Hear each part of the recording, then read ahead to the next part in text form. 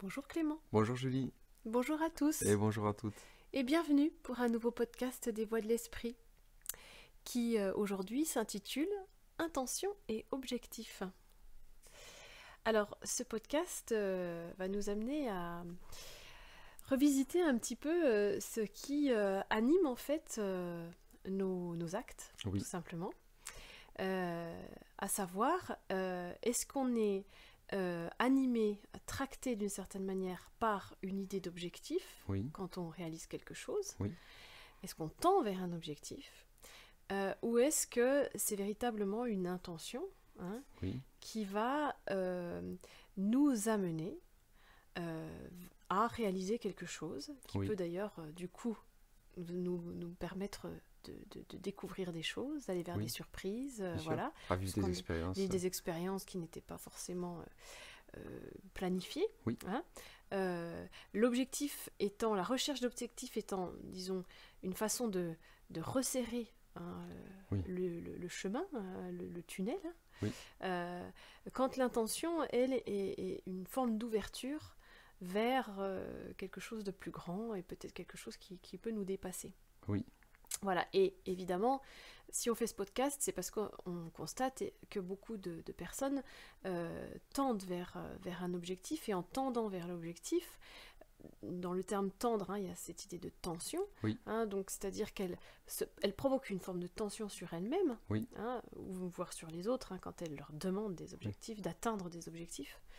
Et que qu'est-ce que tendre vers un objectif je dirais fait perdre à l'intention première, ou disons à ce qui nous meut chacun dans notre unicité en fait, hein, oui, le fait que voilà, on ait chacun des choses exprimées, chacun des choses à réaliser pendant notre passage sur Terre. exactement. Et c'est vrai que quand on détermine, qu'on fixe un objectif, c'est comme si on fixait un point à l'horizon, sur la ligne de temps, et que on est là, ici et maintenant, et qu'on veut rejoindre ce point. Bien souvent même, on n'a pas seulement fixé un objectif, on a fixé aussi des sous-objectifs qui sont comme des étapes à la Mhm. réalisation de l'objectif. On va même jusqu'à se dire que ces étapes doivent être réalisées comme on l'a prédéterminé aussi. C'est-à-dire qu'il n'y a pas que l'objectif qui doit ressembler à l'idée qu'on s'est faite, il y a aussi les étapes par lesquelles on doit passer. Ça veut dire que quelque part, on s'interdit de pouvoir emprunter un autre chemin que pourrait nous proposer la vie pour rejoindre l'objectif fixé initialement. Donc l'objectif, comme tu dis, il rigidifie énormément le fait de la route qu'on va emprunter et aussi la manière dont on l'emprunte. Mhm. Parce que tu disais, on peut exercer effectivement une pression, une contrainte sur les autres lorsqu'on leur demande aussi d'atteindre l'objectif, mais des fois, pas. Des fois, c'est même pas en leur demandant, c'est-à-dire que notre énergie leur fait peser une contrainte, une pression. Je dois me rendre à un rendez-vous à telle heure, etc. Ma compagne ou quelqu'un de ma famille doit m'y accompagner. Ils sont là et ils n'ont pas forcément vocation, eux, à atteindre l'objectif, mais la pression, la tension qui émane de moi va ressurgir sur eux. Donc je vais leur demander, dépêche-toi, t'es pas à l'heure, et hein, on va être en Mhm. retard, etc., etc. Donc on voit bien que euh, tendre vers un objectif, déjà présuppose l'idée qu'il faut qu'il soit atteint, et donc que potentiellement il y a deux notions binaires à l'arrivée, c'est soit échec, soit réussite. Même si l'ego, à chaque fois, va vouloir venir temporiser et dire que lorsque c'est un échec, que c'est pas tout à fait un échec, et lorsque c'est une réussite, dans une fausse humilité, dire oui, bon, mais c'est vrai que j'aurais quand même pu faire mieux, Ou après alors j'ai eu de la réflexion, chance. j'ai eu de la chance, voilà. Mhm. Donc on se raconte comme ça des histoires, et c'est un peu le lot de l'humanité qui, voilà, se... Joue en fait, ouais, joue tout à fait. joue malgré elle, hein, c'est-à-dire Ouais. que joue dans l'inconscience ou l'ignorance que ce jeu se joue d'elle et joue contre soi. Mhm. Et l'intention, c'est différent, parce que l'intention n'a rien à voir avec une idée préconçue, une projection de ce qu'on voudrait qu'il soit.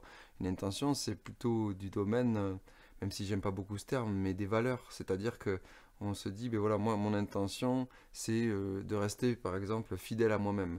mon intention, c'est de pouvoir être chaque jour un peu plus dans la bonté ou meilleur. Ou quand je dis meilleur, c'est pas le meilleur, c'est être une meilleure personne.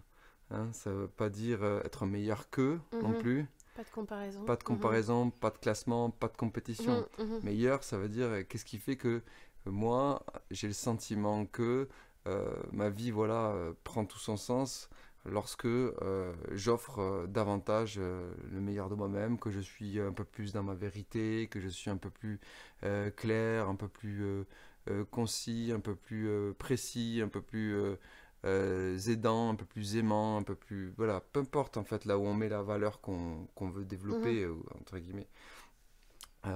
Être aussi capable de faire face aux situations, donc avoir une meilleure résilience, une meilleure... voilà. Toutes ces choses-là sont des intentions qu'on peut poser, et elles sont vastes. Et après, ben, c'est l'expérience qui va nous proposer, finalement, de vivre, enfin la vie plutôt, qui va nous proposer de vivre des expériences qui sont en corrélation avec l'intention qu'on a posée. mhm. Mais l'intention, elle est vaste. Elle peut être aussi vaste que celle de revenir à soi, qui est que d'être soi, qui est finalement le chemin retour vers la source et vers notre cœur. Et Mhm, donc ça va effectivement passer par des choses qu'on va considérer, qu'on peut considérer en tout cas comme étant facilitantes, mhm. facilitatrices, et au contraire des choses qui sont ralentissantes, ou qui sont enfermantes, ou qui sont emprisonnantes, pour qu'on puisse ben, les transcender. Voilà. Oui, parce que par exemple, dans l'intention de revenir à soi, on peut poser des petites étapes en se disant, bah, aujourd'hui, pour réussir, pour aller toujours plus vers moi-même, je vais prendre quelques minutes à tel moment de la journée pour faire silence, revenir à ce que j'ai vécu jusque-là. Oui, Ça peut être s'accorder du temps à certains moments, c'est-à-dire que ce sont des petites étapes oui, qui facilitent, comme tu dis, cette mise en place de l'intention oui, et finalement qui demandent à lâcher, enfin en tout cas qui demandent vraiment à lâcher les objectifs de l'ego. Alors c'est évidemment c'est très très difficile, je pense pour beaucoup de gens, de lâcher l'idée d'objectif, hein, comme tu dis, puisqu'il est associé à échec et réussite, donc dans quoi on est éduqué, hein, oui, c'est-à-dire tu vas réussir dans la vie. Tu vas pas rater ton examen, faut pas rater ton avion, faut pas rater ci, en fait en gros, faut pas rater ta vie quoi. oui, c'est Donc ça. forcément quand on nous pose des objectifs comme ça, on est tellement façonné que on se rend même pas compte que c'est l'ego hein, qui parle.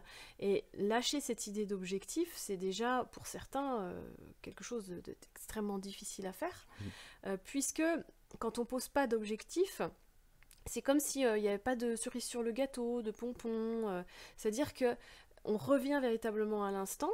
On n'est plus dans la vie vaut la peine d'être vécue pour justement ces gains qu'on peut en faire, cette idée le fausse trophée, de ouais. réussite, voilà, qui fait qu'il y a beaucoup de gens qui ne vivent que pour ça, hein. Oui, en C'est-à-dire, réalité, oui. voilà, qui ne donnent un sens à leur vie que parce qu'ils ont des objectifs. Oui, Donc lâcher l'idée d'objectif, c'est revenir au véritable sens de sa vie. Est-ce que le sens de ma vie, c'est d'accumuler en fait des réussites ou des échecs ou des expériences qui vont me mener à, ou est-ce que c'est tout simplement d'être dans l'instant oui, présent et d'être avec cette intention, ou ces intentions qu'on peut avoir, et de laisser dérouler les choses et de voir avec surprise, joie, amour, tout ce qui peut nous être proposé, oui, donc qui parfois était inimaginable hein, à oui, l'avance, oui. hein, puisque Imprévisible. imprévisible, inimaginable, voilà, et qui donne du coup à la vie euh, une dimension magique Oui, que tout un chacun aimerait retrouver. On peut le voir avec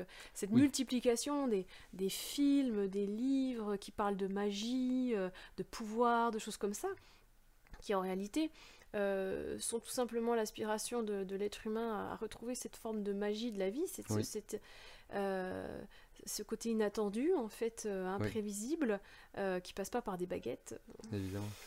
des Ni tours de par des magie, pouvoirs. ni des pouvoirs surhumains, mais Ouais, tout simplement par la beauté de la surprise qui fait que des fois, dans des situations qui nous sembleraient complètement déjà tracées ou même inéluctables, oui, eh bien, inéluctable. il y a quelque chose qui se dénoue et puis qui nous offre en fait une voie à laquelle on n'aurait absolument jamais pu penser, Oui, parce qu'on est tellement conditionné dans notre mental à ce que ça, voilà, c'est comme ça. C'est vrai que c'est les objectifs, l'accumulation des objectifs qui fait que oui, on a des chemins tout tracés comme ça.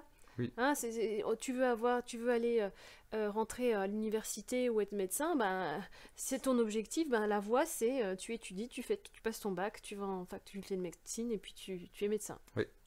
Et on... Alors, ça veut pas dire non plus que parce que on a des intentions qu'on serait comme ça à laisser la vie finalement se dérouler, qu'on ferait qu'on attend dans le canapé que le temps passe. Mhm.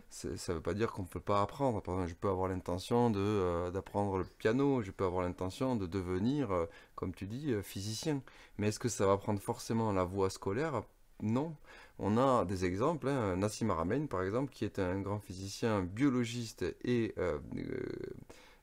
cosmologue, donc il a 3 casquettes, et qui est complètement autodidacte et qui a appris seul pendant 8 années et qui aujourd'hui est reconnu en tant que tel par la communauté, qui a écrit, qui publie des articles, qui a démontré la taille du proton, enfin des choses que d'autres qui ont suivi les voies universitaires, etc., n'ont pas forcément euh, découvert. Alors ça ne veut pas dire qu'il y a une voie meilleure qu'une autre. On peut très bien prendre la voie de l'école, etc. On n'est pas en train de dire qu'il y a une voie meilleure qu'une autre, mais simplement de se dire que lorsqu'on a un objectif, il n'y a pas forcément une route prédéterminée, tracée à l'avance. C'est ça qu'on veut dire. Enfin, et que c'est la différence entre l'objectif et l'intention, c'est que l'intention, c'est simplement ce que l'être aspire à Ouais, être et c'est à ça. devenir. C'est-à-dire, c'est pas de devenir physicien, l'intention, c'est de faire ce qu'on aime et Oui, d'étudier ce qu'on aime, en fait. exactement. Hein, tout simplement. Et si on adore la physique ou on adore le cosmos, Ouais, voilà, l'intention, c'est de pouvoir y dédier sa vie pendant un certain temps. exactement. Hein, et Ou toute donc, sa vie. voilà, ou toute sa vie, et ne pas forcément avoir comme objectif d'en devenir physicien. Oui,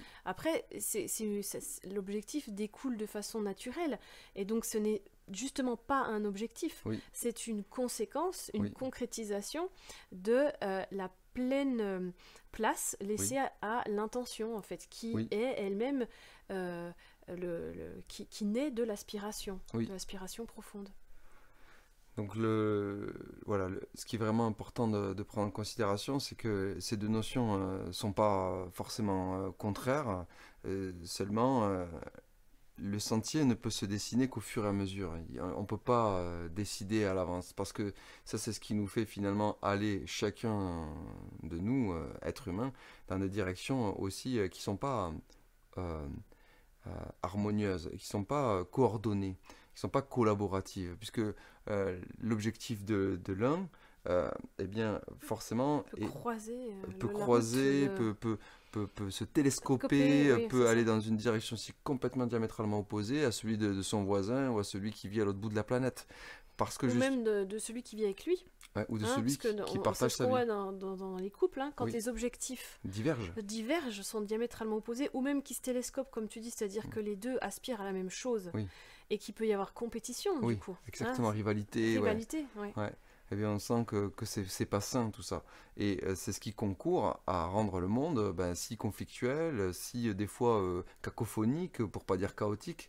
Et lorsqu'on cesse avec la tête là de se dire c'est par là et voilà, moi je sais que c'est ça que je veux faire parce que c'est ça qui me fait du bien ou parce que c'est ça que j'ai décidé ou parce que c'est ce que je veux Et si j'y arrive pas, c'est un véritable échec. devenir, etc. Mm. Si j'y arrive pas, c'est un véritable échec. Bah, déjà, ça permet aussi de pas se remettre en cause, puisque lorsqu'on a pris une décision d'aller dans une direction, on n'a pas envie de la remettre en question, donc on ne peut pas se remettre en question parce qu'on s'est identifié finalement à À ce qu'on fait, l'objectif. Mhm. à ce qu'on fait, et à l'atteinte de l'objectif. Et donc c'est terrible parce qu'on n'est pas en mesure à un moment donné de se dire bon mais là, il y a une tempête dans le ciel, Je vais dévier j'ai ma les route. manettes, je vais dévier ma route parce que c'est peut-être par là que m'invite la vie à aller pour que je puisse rester finalement dans l'axe du plan d'incarnation qui est le mien. Mhm. Et donc si collectivement, enfin individuellement et puis collectivement, chacun va dans la direction qui s'est fixée avec la tête, ben finalement en fait on joue une partition collective qui est complètement désharmonieuse. Mhm. Et pour que on puisse retrouver cette harmonie, cette expansion, cet amour, et que tout